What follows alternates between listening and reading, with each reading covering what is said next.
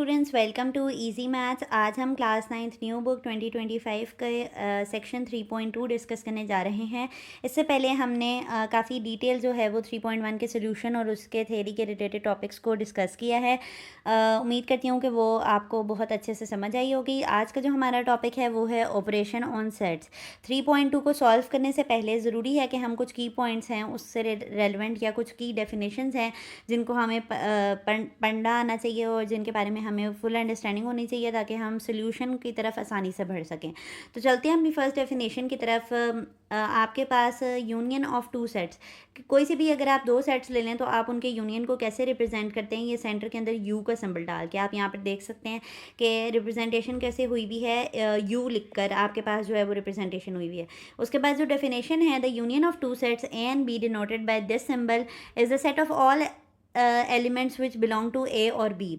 आपके पास ए और बी के अंदर जितने भी एलिमेंट्स हैं ना, उनको अगर आप कंबाइन कर दो ना सिंपली, यानी कि मैं वन वर्ड डेफिनेशन अगर आपको बताऊँ यूनियन की, तो आपके पास अगर दो सेट्स को कंबाइन कर दिया जाता है ना तो हम उसको बोलते हैं यूनियन ऑफ टू सेट्स। ठीक है, आप यहाँ पे एग्जांपल को भी देख लें कि ए के अंदर आपके पास कितने एलिमेंट्स हैं, 1 2 3, और बी के अंदर क्या है, 2 3 4 5। जब हमने दो सेट्स का यूनियन लिखना है तो हमने वो दोनों सेट्स के एलिमेंट्स इसके अंदर शामिल कर देने हैं जो हमारे पास ए और बी के अंदर गिवन थे। यहाँ पे आप देख सकते हैं आंसर के अंदर जो है वो लिखा हुआ है 1 2 3 4 5। और यहाँ पे आप एक चीज़ देख रहे हैं कि यहाँ पे भी 2 3 लिखा हुआ है और यहाँ पे भी 2 3 लिखा हुआ है, लेकिन सेट में हम दो दफ़ा 2 3 नहीं लिखेंगे क्योंकि मैंने आपको फर्स्ट डे बताया था चैप्टर 3 स्टार्ट करते हुए कि सेट के अंदर जो है वो डिस्टिंक्ट ऑब्जेक्ट्स होने चाहिए। डिस्टिंक्ट का मतलब होता है कि कोई एलिमेंट रिपीट नहीं हो रहा होना चाहिए, और अगर रिपीट हो रहा है तो वो सेट नहीं है। ठीक है, तो इसी वजह से हमने यहाँ पर लिखा एक दफ़ा है क्योंकि हम कंबाइन कर रहे हैं दोनों सेट्स को। ठीक है, उसके बाद जो नेक्स्ट डेफिनेशन है आपकी, उसमें जो है वो उसने कहा है intersection of two sets. Intersection से पहले यहाँ पर जो साइड पे दो सिंबल्स बताए गए हैं आप इनको भी देख लें। अगर आपके पास इस तरह वी लिखा हुआ है तो इसका मतलब मैथ्स के अंदर और होता है। जिस वक्त मैंने आपको सेट बिल्डर नोटेशन की डेफिनेशन करवाई थी 3.1 के अंदर, उस दफ़ा मैंने आपको ये बात बताई थी पहले भी, लेकिन यहाँ पर भी एक बॉक्स के तौर पर बताई गई है। और अगर इस तरह इसका उल्टा भी बना दें तो इसका मतलब होता है एंड। ठीक है, तो ये सेट बिल्डर की कुछ सिंपल नोटेशंस हैं, सिंबल्स हैं जो कि आपको पता होने चाहिए।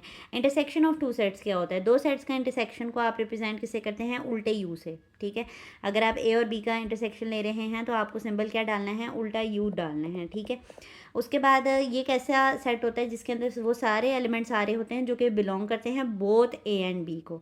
अब ये बात जो है ना वो कुछ स्टूडेंट्स को समझ नहीं आती, तो मैं यहाँ पे सिंपली एक वर्ड लिखवाती हूँ कि दोनों में से जो सेम एलिमेंट्स हैं ना वो आपने इंटरसेक्शन ऑफ सेट के अंदर लिख देने हैं। जैसा कि अब ऊपर जो हमारे पास सेट्स थे, ऊपर ए के अंदर जो है वो हमारे पास 1 2 3 था, और बी के अंदर हमारे पास था 2 3 4 5, और मैंने आपको बताया कि 2 3 इसके अंदर भी है और इसके अंदर भी है। तो जब आप इंटरसेक्शन लेंगे तो दोनों में से सेम एलिमेंट्स आप क्या लिखेंगे?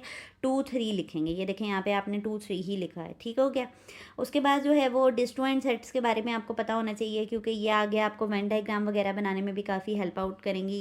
ये वाली जो दो डेफिनेशंस आप आगे आ रही हैं, एक है आपके पास डिसजॉइंट और एक है ओवरलैपिंग। अब जिन बच्चों की इंग्लिश की अंडरस्टैंडिंग अच्छी है उनको ये नाम से ही पता चल रहा है कि डिसजॉइंट कहते हैं सेपरेटेड को, डिसजॉइंट किसे कहते हैं? सेपरेटेड को। तो जब सेट्स के अंदर ये कॉन्सेप्ट होगा कि दो सेट जो है वो सेपरेट हुए हुए होंगे आपके पास, तो हम उन्हें कहेंगे कि वो डिसजॉइंट सेट्स हैं। मैथमेटिकली इस बात का क्या मतलब है कि अगर आपके पास दो सेट्स में से कोई भी कॉमन एलिमेंट ना हो, कॉमन एलिमेंट आने का मतलब क्या है कि कोई सेम एलिमेंट नहीं है, यानी कि आपने कोई से दो सेट्स पकड़े, आपने उनका इंटरसेक्शन लिया और इंटरसेक्शन लेने की वजह से आपका आंसर क्या आ गया है? एम्प्टी सेट आ गया। ठीक है, एम्प्टी सेट का आपने यही सिंबल पढ़ा था ना जब मैंने आपको 3.1 के अंदर जो है वो डेफिनेशंस बताई थी। तो अगर आपके पास कोई किसी दो सेट्स का इंटरसेक्शन लेने से एम्प्टी सेट आ गया है तो आप क्या कहते हैं कि उसका जो है वो इंटरसेक्शन एम्प्टी है और उसमें कोई भी कॉमन एलिमेंट्स नहीं है, सेम एलिमेंट्स नहीं है।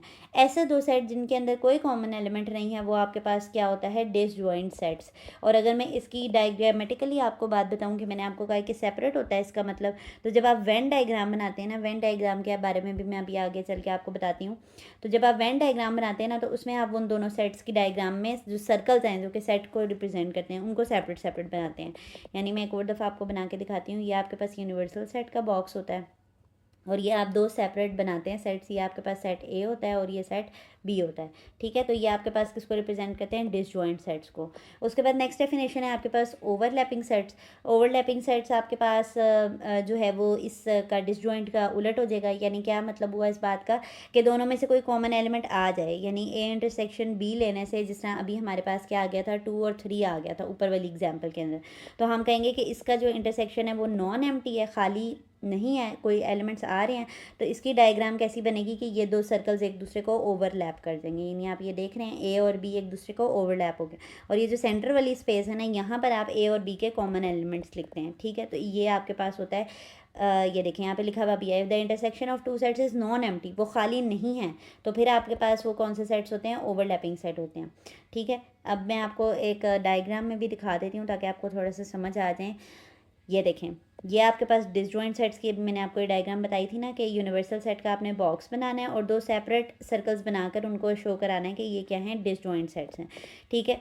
ये जो शेडिंग हुई हुई है इसको आप अभी समझने की उस तरफ मत जाएं, वो फर्दर डिटेलिंग के अंदर आएगा। और ओवरलैपिंग की डायग्राम अभी मैंने आपको ऐसे ही बना के दिखाई थी कि जो दो सर्कल्स हैं जिनमें से एक ए सेट को रिप्रेजेंट कर रहा है और एक बी सेट को रिप्रेजेंट कर रहा है, तो उसको हम ओवरलैप कर देंगे, यानी एक दूसरे के ऊपर चढ़ा देंगे, ठीक है। तो ये आपके पास कुछ बेसिक डेफिनेशंस थी, कुछ बेसिक ऑपरेशंस थे जो कि आपको सेट के बारे में पता होने चाहिए। और जो 3.2 के सवाल हैं वो भी इसी से रेलिवेंट हैं, इसलिए जब आपने डेफिनेशन एक दफ़ा पढ़ ली होती है ना, समझ ली होती है, तो हमें सोल्यूशन के वक्त जो है वो प्रॉब्लम नहीं होता है। अगर आपकी फर्दर फिर भी कोई क्यूरी बाकी होगी तो आप कमेंट सेक्शन में पूछ सकते हैं, हम आपको ज़रूर आंसर करेंगे।